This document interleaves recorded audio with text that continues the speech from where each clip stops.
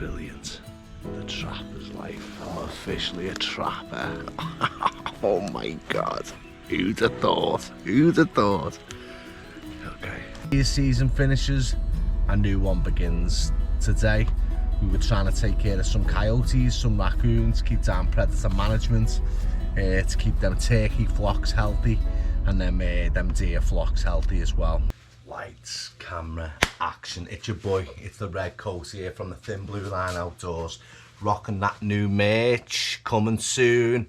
Love it, absolutely love it. Dark black with the leather Thin Blue Line outdoor logo, and obviously we got the t-shirts as well, so make sure you're checking them out as soon as they drop. Gonna be hot, they're gonna fly off the shelves, so get yourself one. Absolutely love the combo. Good job, Boom. So I'm back. It has been 8 days exactly since I have been to the Johnson farm. Okay, so throughout the video what you'll have seen is I've done some coyote hunting in the morning, and then in the afternoon we ran some traps and we were able to get one raccoon in a trap. Hungry fella after the marshmallow. We were using the dog proof traps, which are great. Clamps them by the paw as they reach in to get it, and obviously perfectly safe for your domestic dogs as well. 8 days ago I got out there on Monday, had a blast. Was able to get one. I don't want to say it was a regret, but one of the things that I didn't do throughout this series is actually show you the skinning process and the defleshing process. Now, there's a few reasons why I didn't do it. A, this was my first time, okay? It was my first trapping excursion. It was my first success as a trapper. So I'd never actually done it before. So I wanted to use this time to really sort of hone in on the trade, and there was a lot of research involved. Obviously going to YouTube a lot as well. But I thought, you know what? You've got to start somewhere. So what I did was I wanted to get this first raccoon skin out the way, and then the next time I'm hoping it'll be on something bigger like a dog or another coon as well, any predator really. What I'll do is I'll film the whole process, because we have a look at these YouTube videos and a lot of the people that are putting out content are pros. They've been doing it for a long time. But what I sort of want to do is give confidence to those that have never tried it before to actually go ahead and try it. So that's what I'm hoping to give you from this video, because it's something that I got out. And really, you just need a pair of balls, big pair of balls to try it.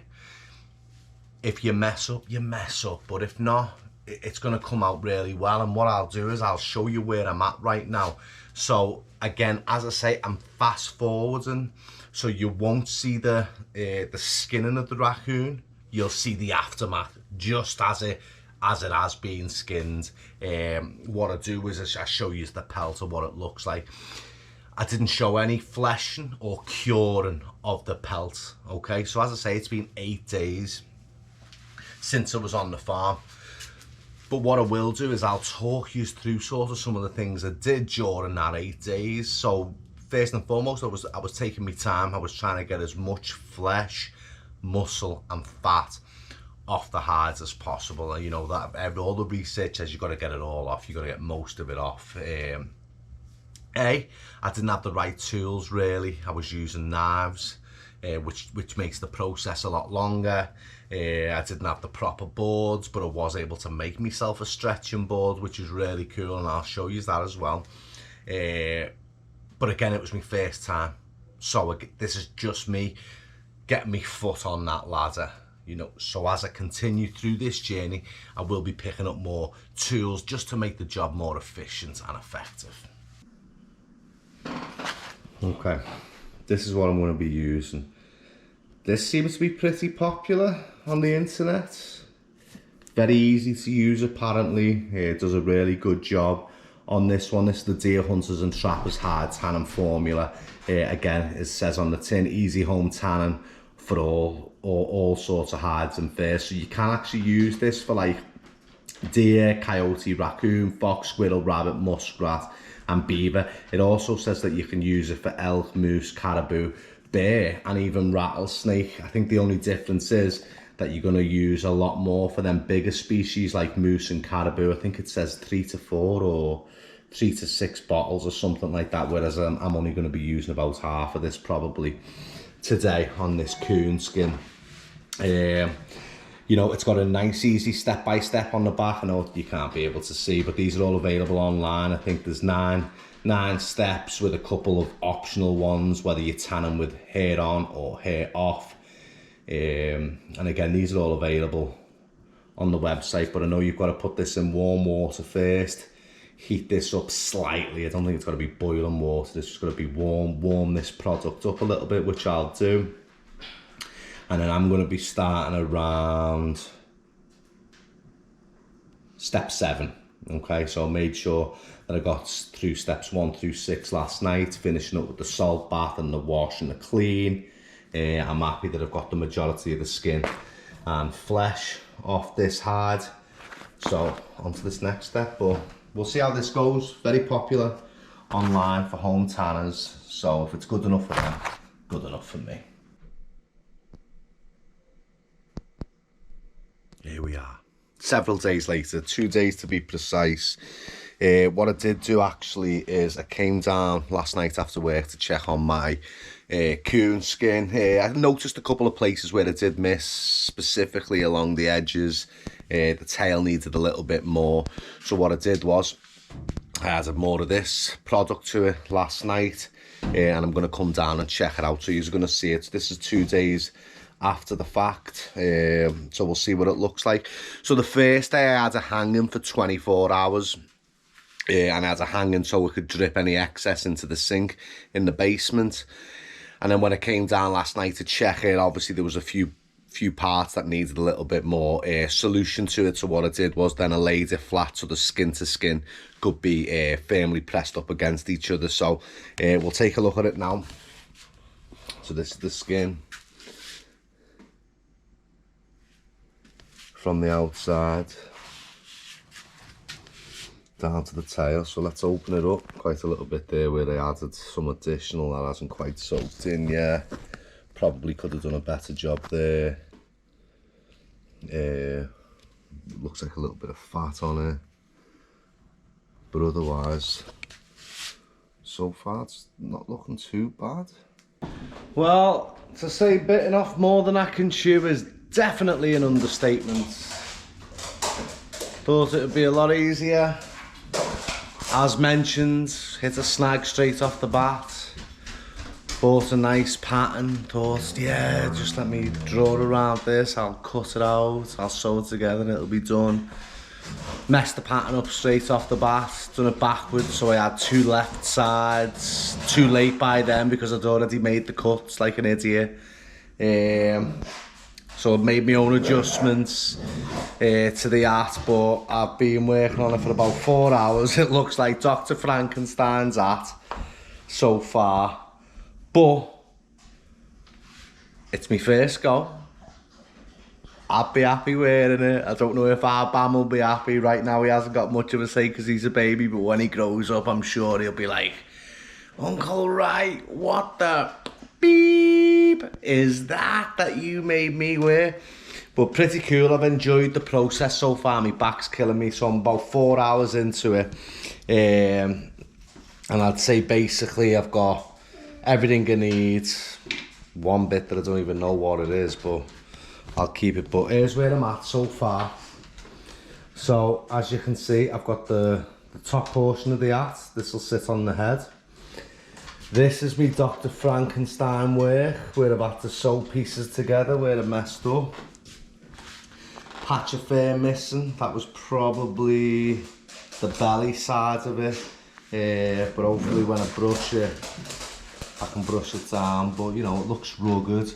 I also bought some Realtree camo, like you said. So I've laced the inside to give it a little bit more warmth and a little bit of better little softer material than the actual hide itself. Edges look a little bit scruffy right now, but don't forget that's where I'm gonna that's where I'll eventually end up sewing it together. Somehow I'll end up putting the face on the top. Somehow I'll have to round them out a little bit. So I've got the sides,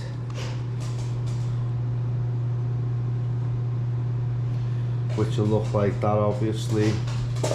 I've got the top part of the art, and I've got him that'll sit on it, and I've got some ear pieces as well, you know, they're nice. So I'll put them on by the ears and all that, just in case it's needed. But that's where I'm at so far. As I say, my back's killing me. First time, loads of mistakes. Harder to sew than I thought. I'm using a wax thread, so some parts are really difficult to get through. I ended up figuring out that I can use pliers to pull the needle through. I've obviously got a thumbtack to push down on the needle to get the needle through one way. But as I say, first time rounds, it's a Dr. Frankenstein, but again, it's my first time. I'm really happy with that, you know. Wouldn't mind wearing it myself. Can't wait to get better at it. Keep this going. It's a new skill under my belt. As I say, you've just got to have the balls to do it. So, new skill under my belt. Learning. Next one will be even better. I'm sure the one after that will get better and better and better. So, I'm going to call it a wrap for today. And then tomorrow morning or through the week, I'm going to figure out how I'm going to sew all of this together. So, as I say, I'll let you know on the final product. I'm excited. We'll see how it goes, and I hope it'll be one of them memories for our little Bam when he grows up. So we'll see. Take it easy. See you tomorrow. Okay. So last night, after I switched the camera off, I said, you know, I'm done with it. My back was killing me. I'd already put 4 hours in. I give myself a couple of hours break, and then I decided to get right back to it. So spent about 2 more hours on it last night, woke up early this morning, did a workout, and then got right back to the sewing. I was enjoying it. I really enjoyed the process. A few mistakes were made, but they were overcome. A lot of learning done. So it just makes me really excited to get another project. You know, I'd love to make my brother and I a coyote fair hat and a matching set of mittens one day, and I'd love my own coonskin cap. But for now, this one's for my little nephew, as I've been saying. I'm done with the final product. I've just figured out it probably took about, in all, probably about 24 hours worth of work. It might sound long, but given it was my first time, I was learning as I was going along. So I am super excited about the outcome. I'm made up. I can't wait to give it to him. Not the cleanest work, but I am definitely happy with it. So here's the final product. Difficult to see it, but let me see if I can get you some good. Okay, so that's the front. There's the ear, as you can see. A little bit of a Frankenstein job in some places. There's the back. There's the other ear. And then back to the front. And on the inside, lined with official real tree camo.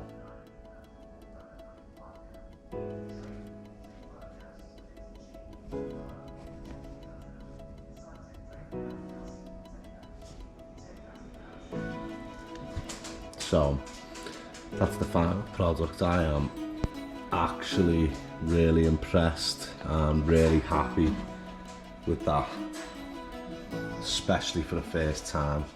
So there it is. It just goes to show, when you put your mind to something and you reach out, you branch out, you spend some time researching, you spend some time getting the right tools, you can do anything you put your mind to. This has been an adventure, it's been a journey. I am over the moon with it, super jealous. Legit coonskin cap for my little nephew. Need one myself now. So again, thanks for Boom for letting me do some trapping with him on his farm. Really appreciate it. I've already sent the pictures in, so hopefully we can put the pictures throughout this video, the whole process from beginning to end, from trapping to tanning to cutting to making the actual hat. So absolutely made up with it. Get out there, enjoy what nature has to offer. Don't ever be afraid to try something new. This was new to me, this whole process was new. but I'm absolutely thrilled with the outcome of this. I think it'll be a really cool gift, cool keepsake for me nephew Bam to have. So Bam, I hope you enjoy it. Thanks for watching. It's been a journey. Appreciate yous. Thin Blue Line Outdoors. Like, share, subscribe. Get us moving in the right direction. Thanks for all your support. We'll see you next time on a Thin Blue Line Outdoors.